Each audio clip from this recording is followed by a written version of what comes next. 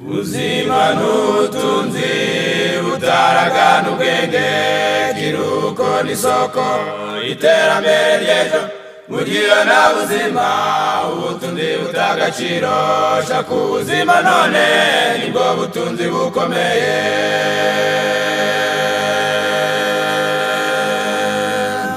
Muntu ufite ubuzima bwiza agira umumaro muri byinshi, yari mwisi barishima kuko igezageza ku bandi, n'Imana ubwayo iranezerwa kuko ufite icyo umaze ku isi, nibwiguha inshingano nziza zikomeye z'iby'umwuka.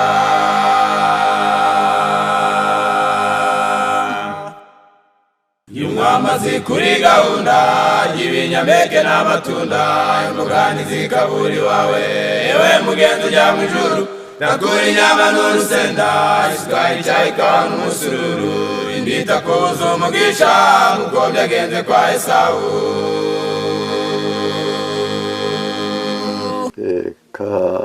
Dushimira Imana ko tugiye kubana namwe uyu mwanya.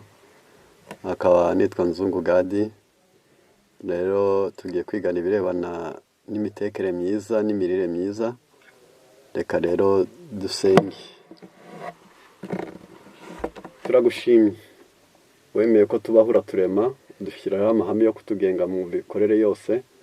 Turagusabye ngo ujye ukomeza kutuba hafi kandi ibona bikwiriye kuri buri wese, ubiduhere mu izina rya Yesu, amen.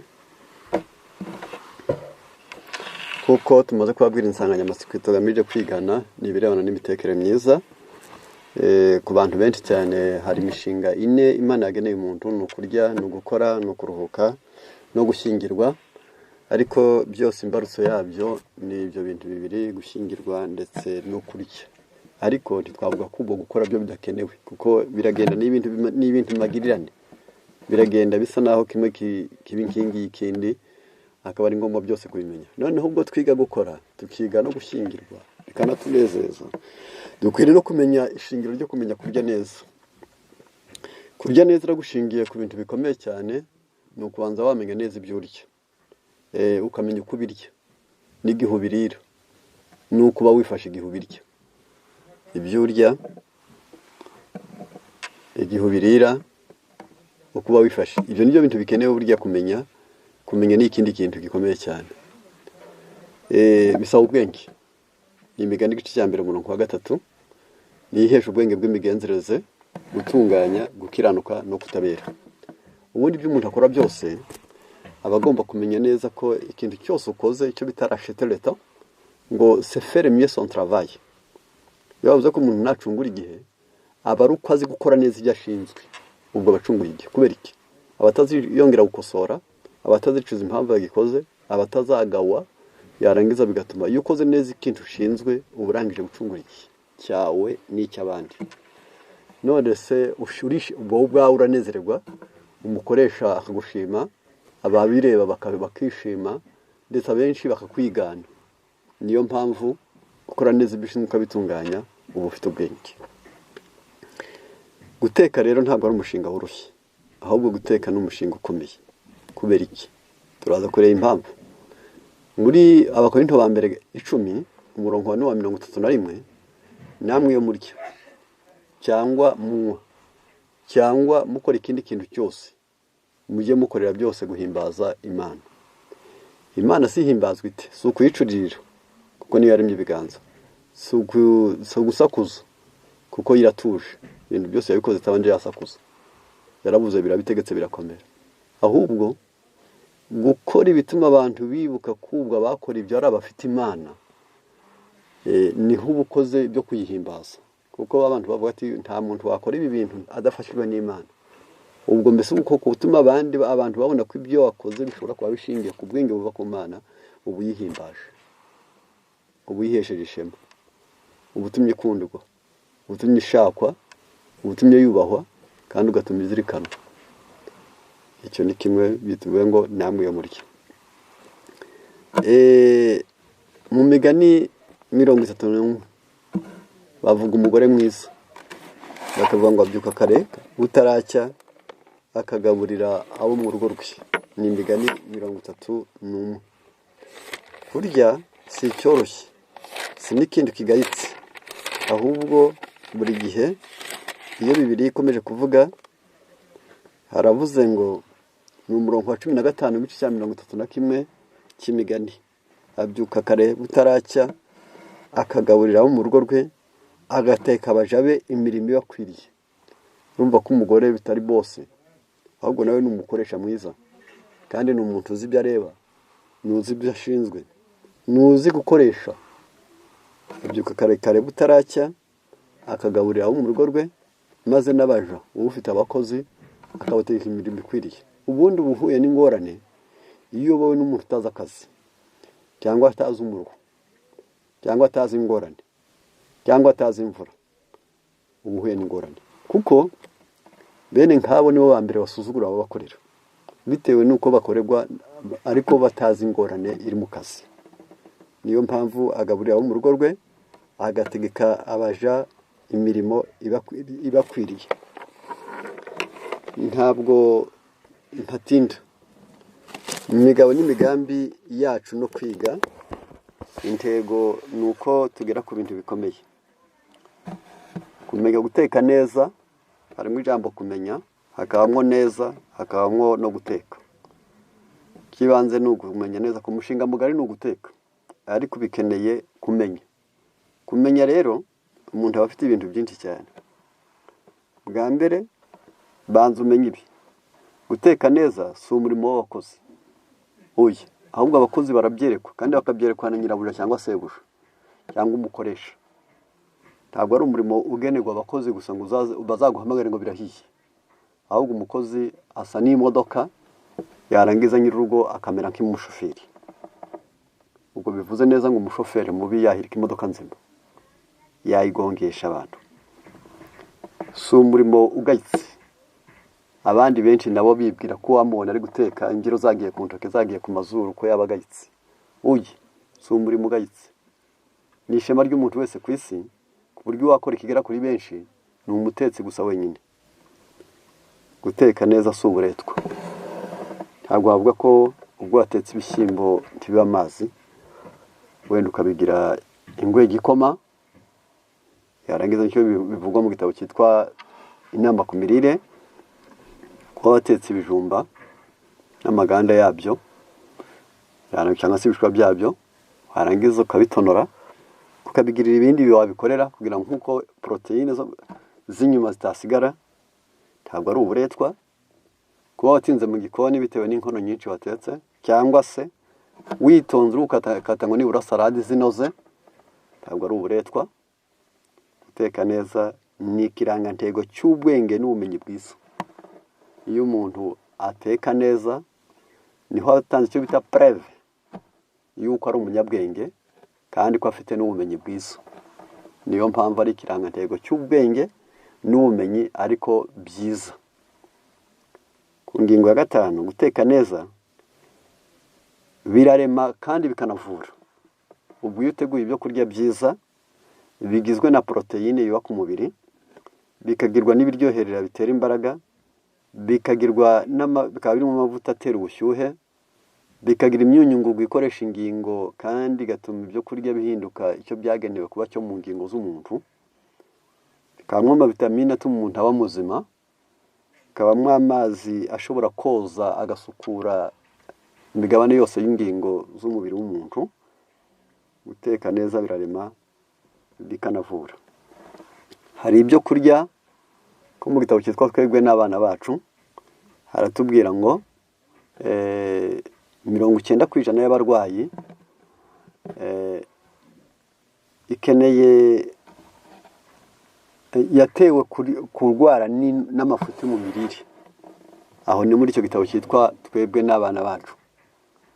Ndagira ngo aho ngaho tuhageze niho twamenya neza ko burya ibyo kurya byinshi bishobora kuvura biramutse biteguwe neza, kandi ibyo kurya byinshi bishobora gutera indwara biramutse biteguwe nabi. Hari n'ibyategurwa neza ntibivure bigatera indwara, hari n'ibyategurwa nabi bigatera indwara byari byiza wari kubitegura neza. Niyo mpamvu yo kumenya. Hariho ibyo utahongera kuba byiza muri wowe ngo nuko wabitetse neza, hari n'ibitaba byiza ngo bigire akamaro kandi byari byiza bitewe nuko wabiteguye nabi. niyo mpamvu umuntu wese akwiriye kugira kumenya. Hari iby'ingingo zagenewe bigomba gutegurwa neza, hari n'iby'ingingo zitagenewe bitari ngombwa no kubitegura neza. Niwo mushinga ufitiye umuntu wese akamaro. Guteka neza. Abami bararya, abize bararya, abakire bararya, abakene bararya, abazima bararya, abarwayi, buri muntu wese aho ari hose akeneye kurya. Noneho umushinga wo guteka, gutegurira abandi ibyo barya, gutegurira abandi ibyo banywa, kumenya neza kubitegura, ni umushinga ufitiye umuntu wese akamaro. Yaba umwana uri mu nda akeneye indyo nziza ya nyina, yaba wavutse akeneye amashereka yujuje ibyangombwa, yaba wacutse akeneye ibitera igikuriro, yaba ushaje akeneye ibigwanya ubusaza no kononekara k'ubwenge, mbese yaba umurwayi akeneye ibifasha amaraso ye guhembuka n'abasirikare bakiyongera kugira ngo indwara zibe nke. Niyo mpamvu guteka niwo mushinga ufitiye umuntu wese akamaro. 7, guteka neza ni ishuri rireba umuntu wese mu nzego zose. Ntabwo ahantu hose mwabagabo mwe muzajyana n'abagore banyu. Mu ngendo henshi muzagera henshi. Hari ibihugu muzageramo mugasanga ibyo barya bidahuye n'ibyo murya. Hari akazi kazasabwa imbaraga nyinshi cyane utari gutaha iwawe. Hari imishinga myinshi uzakorera kure y'iwawe kandi udafite abagushinzwe bandi. Ukwiriye kumenya guteka kugira ngo uzigoboke warwaye, uzigoboke wananiwe, uzigoboke ubwenge buguye agacuho, uzigoboke bisaba imbaraga. Ibyo byose bisaba kumenya guteka. Ku ngingo ya 8, umutetsi mubi ni inkomoko y'ubumuga, ubugoryi n'imico mibi. Umutetsi wa nabi ni kibi. Birakwiriye ko abantu bamenye neza ko iyo umuntu ari umutetsi mubi, abarya ibyo atetse bazamugara, abarya ibyo atetse bazagira ubwenge bugufi, abarya ibyo atetse bazagira imico mibi. Ndagira nti wenda aha nite kuri iyi ngingo navuga ngo kurya n'umushinga mugari nicyo twari turi kuganiraho. Kuki se abantu barya? Hari impamvu yo kurya yatumye nshaka ngo nibura buri wese agerageze kureba ibyo twakora mu gihe cy'iki ngiki, kuko turiho mu gihe giteye ubwoba. Kuki se turya? Mu gitabo cyitwa L'essentiel de l'évangélisation sanitaire haranditse ngo un aperçu de la nutrition. Kubita akajisho mu byo kurya turya. Pourquoi mangeons-nous? Kuki tuya turya? Préférence personnelle. Abantu benshi cyane bihitiramwo ibanezeza. Héritage ethnique ou tradition. Hari abarya hakurikije umuco, akarere n'imigenzo y'iwabo. Disponibilité, hari abatungwa nuko byaramutse, akarya n'abatari uko yanze ibibi, akarya hakurikije ubushobozi. Plaisir, hari abikundira ibanezeza byonyine ubwabyo gusa. Hariho utuntu twinshi, ariko se kubera iki abantu bagomba kurya? L'étude de la nutrition utilise la recherche scientifique dans un effort pour mesurer les besoins nutritionnels des hommes. Pour kubiga birebana n'imirire bazi ko ugomba kurya wese, n'igitabo cyitwa L'essentiel page 131. Muri icyo gitabo cyitwa L'essentiel de l'évangélisation sanitaire havuga ko impamvu enye zikwiriye gutuma umuntu arya. Bitari umuco, bitari akarande, bitari ibyo wanyu, bitari iby'akarere, bitari iby'uko waramutse, ahubwo urya akwiriye kurya kugira ngo agere kuri ibintu bikurikira. Icyo akamaro k'ibiryo: croissance, l'entretien et la réparation, l'activité, la reproduction. Ibyo kurya turya bigomba gutera igikuriro, bigasanura ahashaje n'ahangiritse, kandi bikabeshaho. Ku ngingo ya 3 bigatera imirimo. Ku ngingo ya 4 bikagira icyo bimarira kororoka. Iyo bivuze kororoka, hari igihe ubushake buba buke ku bagore n'ubushobozi bukaba buke ku bagabo, yarangiza ibyo bintu bigashobora gusenya ingo. Ibi biba bikenewe natanze nk'ikitegererezo mu gutegura ibyo kurya. Igihe hari ubushake buke, ku bagore, ubwo ndi kuvuga mu kubaka urugo, n'ubushobozi buke ku bagabo, ubwo ndavuga mu kubaka urugo. Hakaba n'igihe baba bafite ubwo bushobozi ariko imibiri yabo yarangiritse, haba hakeneye inzabibu, hakeneye ibinyamavuta, hakeneye imbuto, hakeneye n'ikinyampeke. Ibyo bintu iyo bihujwe uko ari bine, navuga ngo ni imbuto, ni ikinyamavuta, ni ikinyampeke. Ibyo bintu iyo bihuye bikora umurimo ukomeye. Ntanze nk'icyitegererezo, uwafata inzabibu impeke 8 kuri za zindi zidakamuye cyangwa ibiyiko 3 kuzikamuye, agafata ibinyobwa ibiyiko 3, yarangiza bwiza nabwo butakaranzwe ngo bushirire kandi butari ifu yangiritse, ugafata inanasi 1/4, ugafata urunyanya, ugafata ikinyampeke nk'ikigori cyokeje. Iyi mirire uyiriye mu gitondo kiha iminsi 7, waba ugeze ku rugero rutuma mu bwonko mu mvubura hakora neza, mu myanya yo kwihagarika hakora neza, mu ruhago hakora neza, mu kororoka hakora neza. Yarangiza ahari habuze ubushake ku bagore n'ahari habuze ubushobozi ku bagabo, yarangiza bikaba birangije kubona ibikenewe. Niyo mpamvu indyo yose niyo gutera igikuriro, ni gusanura no kubaka neza ingingo, ni ugutuma izo ngingo zikora umurimo wazo, ndetse no kongera uburumbuke cyangwa se imyororokere. Iyi ni nutrition optimale nécessite. Ibyo kurya byiza byujuje ibyangombwa bikenewe. De bonnes décisions dans le fond des aliments. Gufata imyanzuro myiza mu guhitamo ibyo urya. Équilibre et vaincre dans les aliments consommés. Et variété. L'équilibre et la variété dans les aliments consommés. Kureba ko ibyo kurya ari byiza kandi bihinduranije. Des choix alimentaires fondés sur la recherche scientifique de qualité, maze ukajya uhitamo hakurikije umusaruro w'ubushakashatsi mu by'ubuhanga, aussi compatible avec la parole de Dieu, ariko ukanareba ko atari ibyemewe n'umubiri gusa, ahubwo ukanagenzura ko byemewe n'ijambo ry'Imana. Niko Pawulo yandikiye Timoteyo, aho yavuze baramubwira bati ariko byemerwa n'ijambo ry'Imana no gusenga. Ntabwo habanza gusenga gusa, ahubwo ubanza no kureba no ku ijambo ry'Imana ribyemera. Ngiyi impamvu yo guteka bizabyara qu'est-ce qu'un nutriment. None kuko iyo tumaze kurya tubonye ibiryo, byo bituzanira iki? Ibyo byo kurya bituzanira ibyo bita ingiramubiri cyangwa se intungamubiri. Yarangiza n'ibyo les nutriments sont des substances utilisées dans votre corps pour ubundi intungamubiri cyangwa se ingirabiryo twavuga ngo mbese ibintu dukomora mu byo kurya ariko bikagira ingingo zacu, bikazubaka kandi bikazibeshaho, bikazirema. Biba bitewe n'iki? Produire d'énergie. Ibyo kurya turya bigomba kuba bitera imbaraga. Iyo bavuze ko umuntu afite energie, aba afite energie koko, afite courage, afite force, afite na concentration. Uvuga ngo mu kurya uba ugomba kurya ibyo kurya ariko wabirangiza ntiwiruhutse ukagira imbaraga, ariko wakora ukagira n'umwete, ariko wakomeza kuwiga ugakurikirana.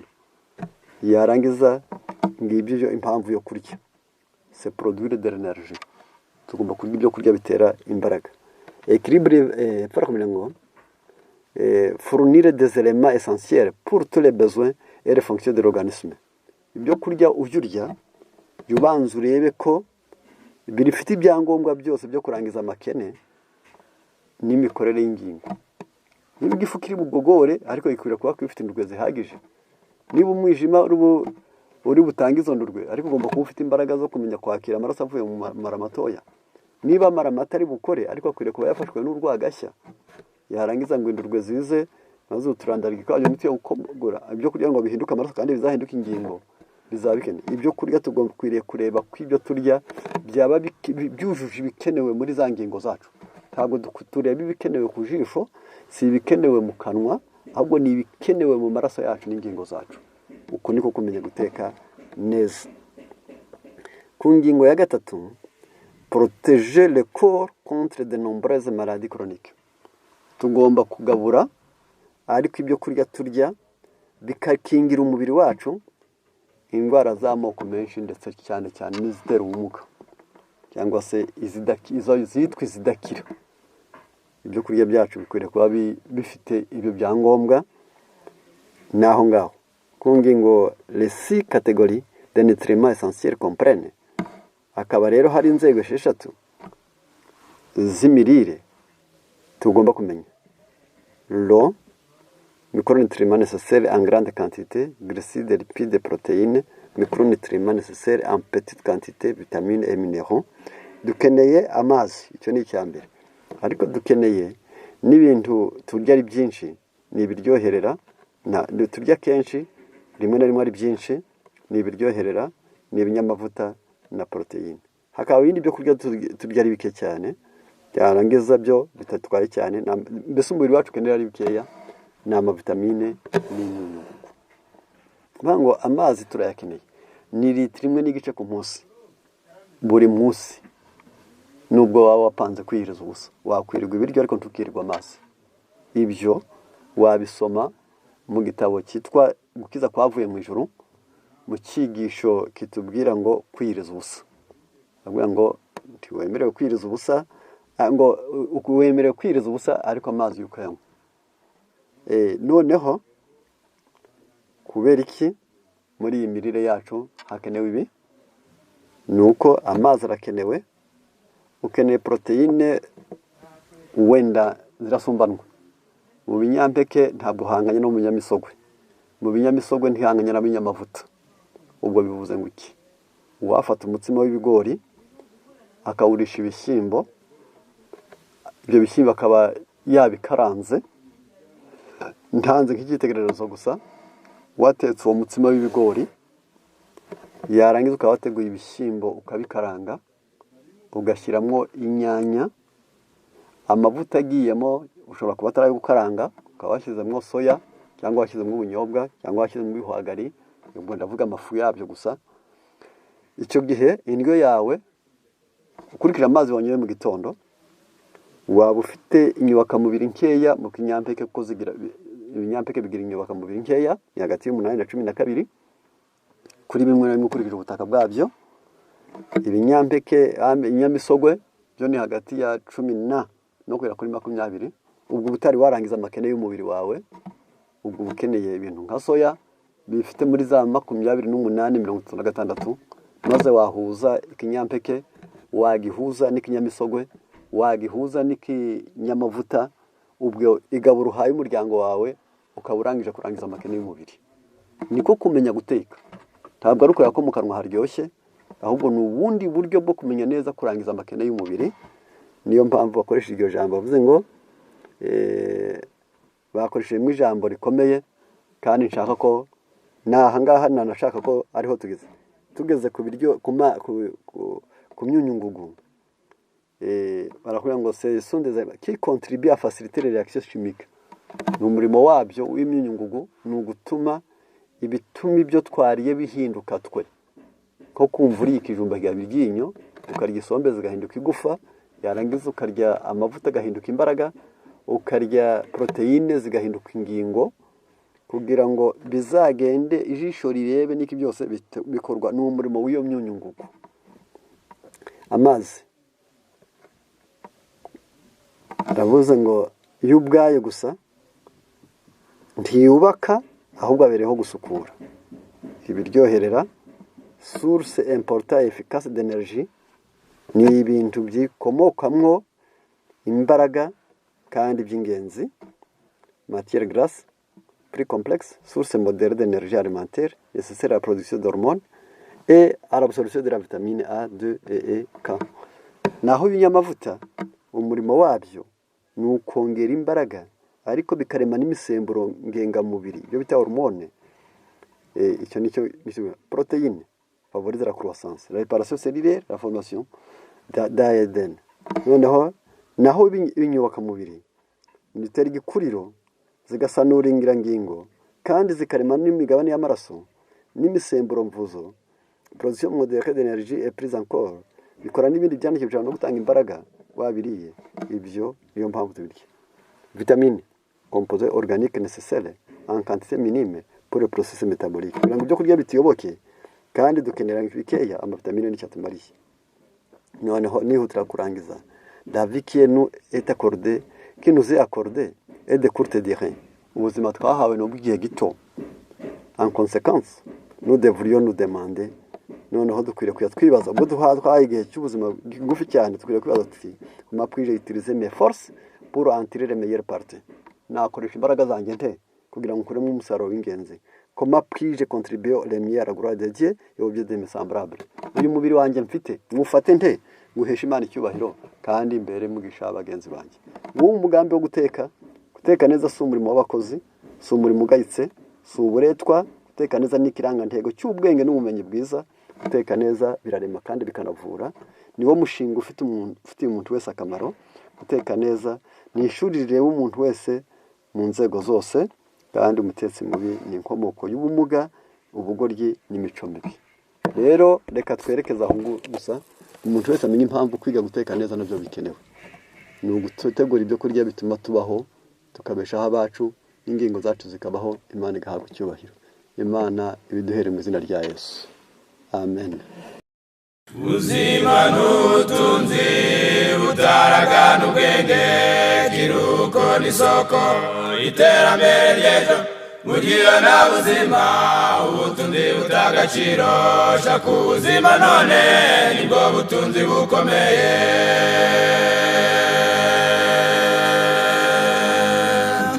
Muntu ufite ubuzima bwiza agira umumaro muri byinshi. Yari mwisi barishima kubwigeza ageza ku bandi, n'Imana ubwayo iranezerwa kuko ufite icyo umaze ku isi. Nibwiguhe inshingano nziza zikomeye z'iby'umwuka.